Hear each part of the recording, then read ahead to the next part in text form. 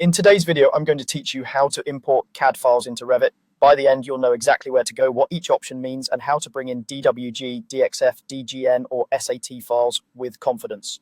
First, head to the Insert tab along the top of Revit. This is where Revit keeps all the tools for bringing in external content, so anytime you need to bring in files from outside your project, this is your home base. Next, click Import CAD. Revit will open a file browser so you can point to the file you want to bring in. Before you pick the file, look at the files of type drop down at the bottom.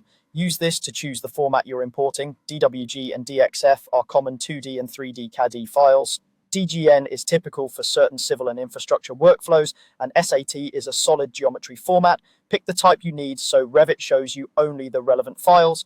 Now navigate to the folder that holds your KD file and select it. As soon as you do, Revit will present a set of import options. These settings control how the file appears and lands in your project, so it's worth a quick review.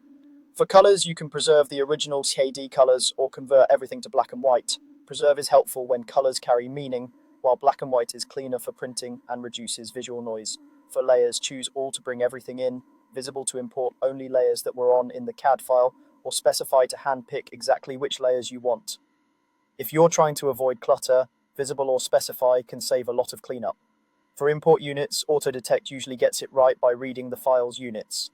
If you know the file's units and your scale matters, you can set them explicitly. If things look too big or too small after import, it's often a units mismatch. For positioning, center to center is quick when you just need the geometry in the view, while origin to origin tries to align the KD file's internal origin with Revit's. If your team coordinates by shared origins, origin to origin helps avoid shifts. When you're ready, click Open. Revit places the imported CAD into your current view. If you're importing a DGN file, Revit will ask which view to place it in. Select the view that makes the most sense for your workflow.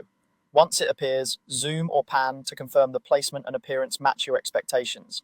If something looks off, revisit the options on your next import and adjust colors, layers, units, or positioning to get the result you want.